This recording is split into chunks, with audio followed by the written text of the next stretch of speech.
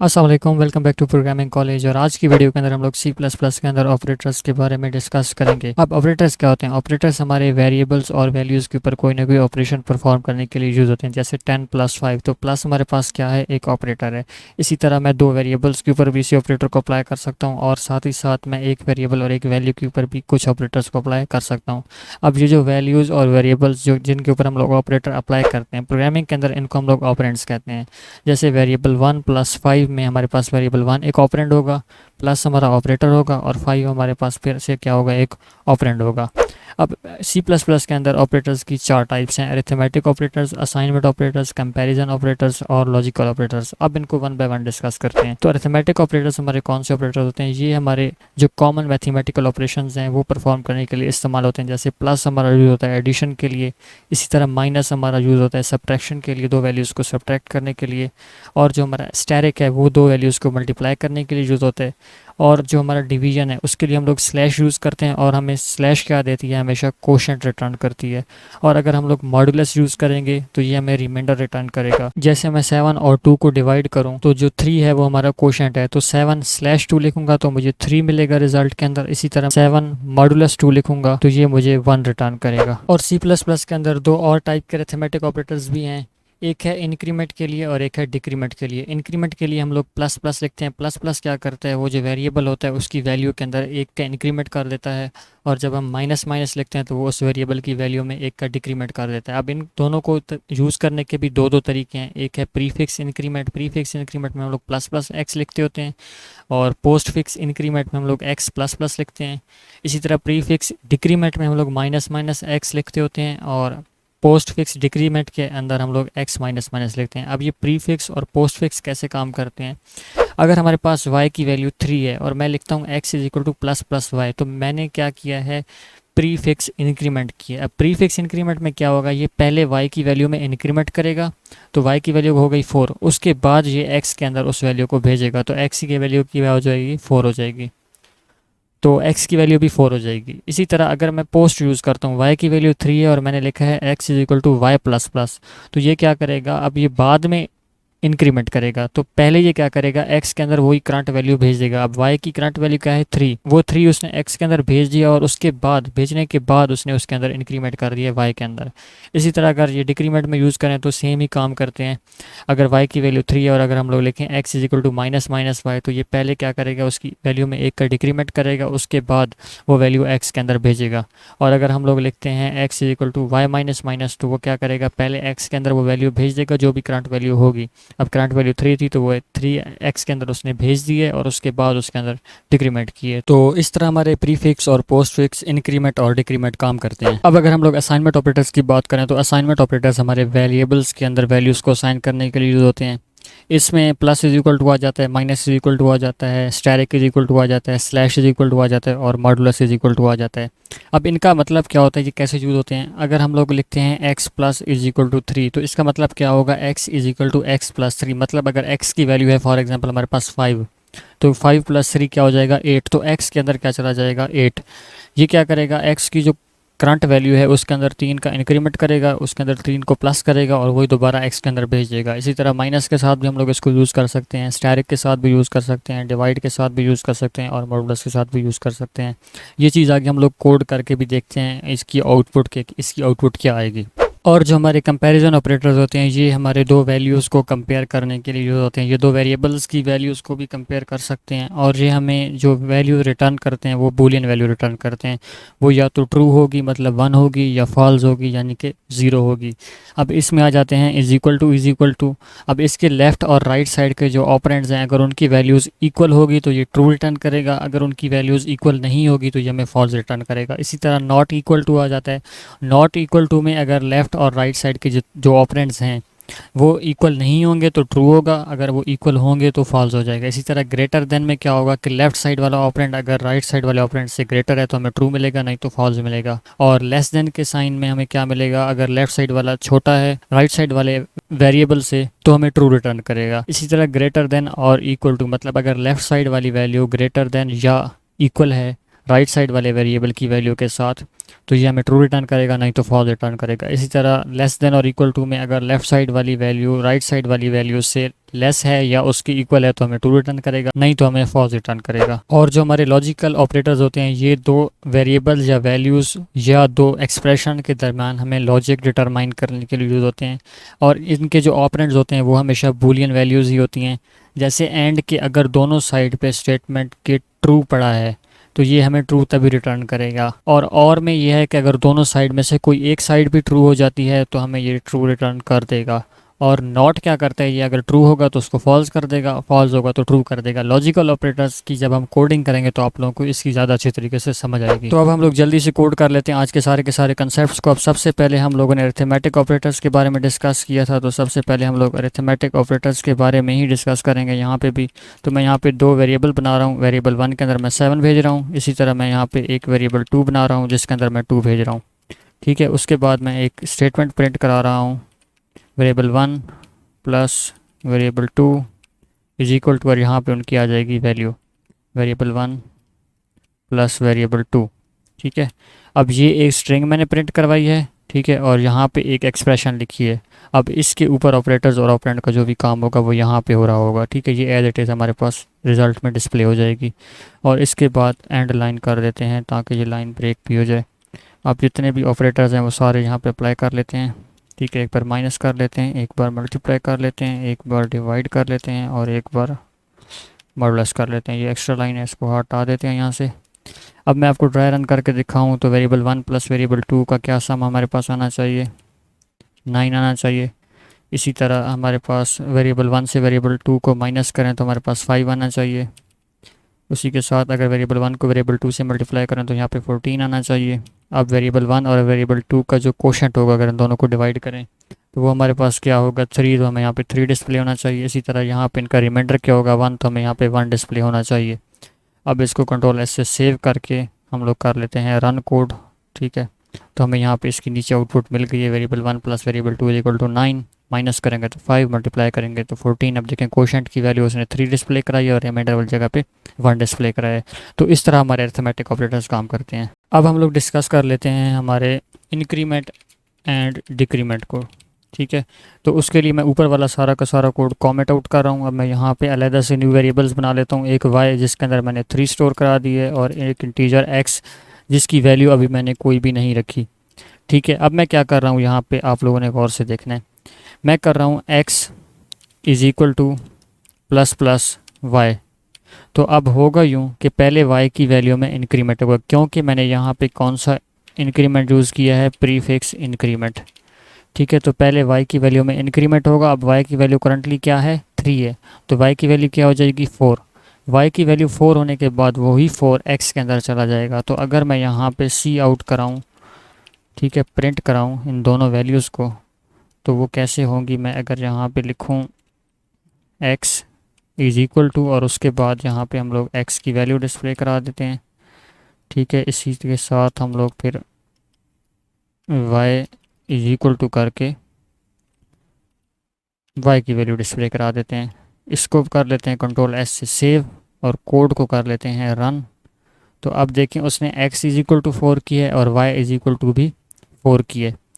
अब मैं अगर इसको कर दूं पोस्ट फिक्स, ठीक है, प्रीफिक्स वाली को मैं कर रहा हूँ यहाँ पे कॉमेंट आउट और मैं यहाँ पे नीचे लिख रहा हूँ पोस्ट फिक्स। ठीक है, प्रीफिक्स की जगह अब हम लोग किस में आ गए हैं, पोस्ट फिक्स में। तो पोस्ट फिक्स इंक्रीमेंट कैसे होगा, अब पहले वो वैल्यू x के अंदर चली जाएगी, उसके बाद y के अंदर इंक्रीमेंट होगा, मतलब x के अंदर 3 आएगा और y के अंदर 4 जाएगा। ठीक है, तो इसको कंट्रोल एस से सेव कर देते हैं और यहाँ पे ना एक एंड एल का आर्गूमेंट भी डाल देते हैं ताकि दोनों वैल्यूज़ न्यू लाइन पे डिस्प्ले हो रही हो। इसको कंट्रोल एस से सेव करके हम लोग रन कोड करते हैं तो देखें x इज इक्वल टू 3 हुआ है। अब इसने किया क्या है कि पहले उसने वो जो y की वैल्यू थी वो x के अंदर भेजी है, उसके बाद y के अंदर क्या किया उसने, इंक्रीमेंट की है। तो इस तरह हमारे प्रीफिक्स इंक्रीमेंट और पोस्ट फिक्स इंक्रीमेंट काम करते हैं। सेम इसी तरह हमारे प्रीफिक्स डिक्रीमेंट और पोस्ट फिक्स डिक्रीमेंट काम करते हैं। उसकी आप लोगों ने खुद से प्रैक्टिस करनी है, बस यहाँ पे प्लस प्लस की जगह माइनस माइनस लगा देंगे तो वो काम चल जाएगा। और ये जो डिक्रीमेंट का कोड है अभी तो मैंने सिर्फ यहाँ पे इंक्रीमेंट करवाया ना, जो आपको नोट्स में डिस्क्रिप्शन बॉक्स में दूंगा उसके अंदर मैं डिक्रीमेंट का कोड भी डाल दूंगा। तो अब इस सारे कोड को कर लेते हैं कॉमेंट आउट। और अब हम लोग बात कर लेते हैं हमारे असाइनमेंट ऑपरेटर्स की। अब असाइनमेंट ऑपरेटर्स किसके लिए यूज़ होते थे? किसी वेरिएबल के अंदर वैल्यू को असाइन करने के लिए यूज़ होते थे। तो मैं यहाँ पे एक वेरिएबल बना लेता हूँ, मेरे पास आ जाए अगर ए वेरिएबल आ जाए, ठीक है। अब मैं यहाँ पे लिखता हूँ ए प्लस इज इक्वल टू 10, ठीक है। और मैं ए की इनिशियल वैल्यू ऊपर देता हूँ 5, ठीक है। अब ए की इनिशियल वैल्यू कौन सी है? हमारे पास 5 है। अब इसका मतलब क्या है? A plus is equal to 10 का इसका मतलब ये है कि A is equal to A plus 10। तो ए की जो इनिशियल वैल्यू है वो है 5, उसके अंदर 10 का इंक्रीमेंट होगा तो ये टोटल वैल्यू कितनी हो जाएगी? 15। तो ए के अंदर हमारे पास क्या आ जाएगा? 15। अब मैं यहाँ पे अगर सी आउट कराऊँ ए इज इक्वल टू, और यहाँ पे ए की वैल्यू अगर आ जाए साथ, कंट्रोल एस से सेव करके मैं इसको रन करके दिखाऊँ आप लोगों को, तो देखें ए इज इक्वल टू 15 मेरे पास डिस्प्ले हो गया है। इसी तरह मैं यहाँ पे अगर इसको कर दूँ कॉमेंट आउट, ठीक है, और मैं ए के अंदर 5 पड़ा है, ठीक है। और यहाँ पे प्लस की जगह हम लोग क्या कर देते हैं, इसको मल्टीप्लाई कर देते हैं। मल्टीप्लाई कर देखें, माइनस वाला भी वैसे ही काम करेगा जैसे प्लस वाले ने काम किया, और मल्टीप्लाई वाला भी सेम काम करेगा। मल्टीप्लाई में क्या होगा? ए मल्टीप्लाई बाय 10, तो 5 मल्टीप्लाई बाय 10 50 हो जाएगा। तो मैं अगर इसको राइट क्लिक करके रन कोड करूँ तो देखिए ए के अंदर 50 चला गया, ठीक है। तो अब यहाँ पे भी आप लोगों ने जितने भी इसके बकाया रह गए हैं, माइनस वाला, मॉडुलस वाला और डिवाइड वाला, उनकी प्रैक्टिस खुद से करनी है। तो अब मैं इस सारे कोड को भी कर देता हूँ यहाँ पे कॉमेंट आउट। और अब हम लोग बात कर लेते हैं हमारे कंपैरिजन ऑपरेटर्स की, ठीक है। तो कंपैरिजन ऑपरेटर्स के लिए हमें दो वैल्यूज़ चाहिए होंगी। तो अब हम लोग पहले कर लेते हैं, एक वेरिएबल बना लेते हैं के, ठीक है। उसके अंदर मैं भेज देता हूँ 10, और एक मैं वेरिएबल बना देता हूँ इंट जे, ठीक है, जिसके अंदर मैं भेज रहा हूँ 5। अब यहाँ पे मैं सी आउट करूँगा सिंपली। अब इसमें क्या थे हमारे पास? लेस देन था, इक्वल टू और इस तरह के ऑपरेटर्स थे। तो यहाँ पे हमारे पास सबसे पहला ऑपरेटर था डबल इक्वल टू का, तो वो चेक कर लेते हैं। हम लोग क्या लिखते हैं यहाँ पे? एक स्ट्रिंग डालते हैं जे डबल इक्वल टू के, और उसके बाद हम लोग यहाँ पे एक्सप्रेशन डाल देते हैं जे डबल इक्वल टू के। अब इसका मतलब क्या है कि क्या जे की वैल्यू के इक्वल है कि नहीं, ठीक है। अगर हम लोग दो बार इक्वल लगाएंगे तो वो क्या करेगा? जे और के की वैल्यू को क्या करेगा? कंपेयर करेगा। मैं यहाँ से जे की वैल्यू को ऊपर ले आता हूँ ताकि आप लोग कंफ्यूज ना हो, ठीक है। अब क्या करेगा? ये जे और के की वैल्यू को क्या करेगा? आपस में कंपेयर करेगा। अगर ये दोनों वैल्यूज़ इक्वल होंगी तो हमें ट्रू रिटर्न करेगा, अगर इक्वल नहीं होंगी तो यहाँ पे हमें क्या रिटर्न करेगा? फॉल्स रिटर्न करेगा। तो इसको कंट्रोल एस से करते हैं सेव, और इसको रन कोड करते हैं। तो देखें, ये दोनों वैल्यूज़ इक्वल नहीं थी तो उसने यहाँ पे हमें क्या डिस्प्ले करा दिया है? ज़ीरो डिस्प्ले करा दिया है। इसी तरह अगर मैं यहाँ पे आ जाऊँ, इसको कर दूँ कॉमेंट आउट, और मैं यहाँ पे लिखूँ जे नॉट इक्वल टू के, ठीक है। अब ये दोनों इक्वल तो नहीं हैं, तो क्या ये स्टेटमेंट ट्रू होनी चाहिए? हाँ जी, ये स्टेटमेंट ट्रू है क्योंकि ये दोनों वैल्यूज़ इक्वल नहीं है। ये यही कह रहा है कि जे की वैल्यू के इक्वल नहीं है, जे इज़ नॉट इक्वल टू के। तो अब इसको कंट्रोल एस से सेव करके अगर हम लोग रन करें तो ये क्या कर देगा? यहाँ पे हमें 1 डिस्प्ले करा देगा। इसी तरह जे इज़ लेस देन के लिए भी हम लोग यहाँ पे कर देते हैं, ठीक है। मैंने यहाँ पे लिख दिया जे इज़ लेस देन के। अब क्या जे की वैल्यू लेस देन के है? हाँ जी, लेस देन के है, ठीक है। और एक ग्रेटर देन के लिए भी यहाँ पे लिख देते हैं, दोनों को इकट्ठा रन करके देख लेंगे। अब क्या जे की वैल्यू के से ग्रेटर है? नहीं ग्रेटर। तो पहली स्टेटमेंट के लिए हमें ये ट्रू रिटर्न करेगा, मतलब 1 रिटर्न करेगा, और दूसरी स्टेटमेंट के लिए हमें ये क्या करेगा? फॉल्स रिटर्न करेगा। इसको कंट्रोल एस से सेव करके अगर हम लोग यहाँ पे रन कोड करें तो ये क्या कह रहा है? जे लेस देन इक्वल टू के, इसके लिए इसने ट्रू रिटर्न किया, और दूसरी स्टेटमेंट के लिए उसने यहाँ पे क्या रिटर्न किया? हमारे पास फॉल्स रिटर्न किया। अब इसको कॉमेंट आउट कर लेते हैं, ठीक है। और अब हम लोग जो अगली दो वैल्यूज़ हैं हमारे पास वो चेक कर लेते हैं। अब नेक्स्ट हमारा है जे लेस देन और इक्वल टू के, ठीक है। तो इसको हम लोग डी कॉमेंट कर लेते हैं, और इसको भी डी कॉमेंट कर लेते हैं, और यहाँ पे हम लोग लगा देते हैं इक्वल टू, ठीक है। अब ये क्या कह रहा है कि जे की वैल्यू या उससे लेस हो या उसके इक्वल हो तो हमें क्या करें? ये ट्रू रिटर्न करे, ठीक है। अब उससे लेस है, ठीक है, इन दोनों में से एक कंडीशन भी ट्रू हो जाएगी ना, या ये या ये, तो ये ट्रू रिटर्न कर देगा। ठीक है, अब क्या जे की वैल्यू यहाँ पे सेकंड में ग्रेटर है? नहीं जी, ग्रेटर नहीं है। क्या इक्वल है? इक्वल भी नहीं है।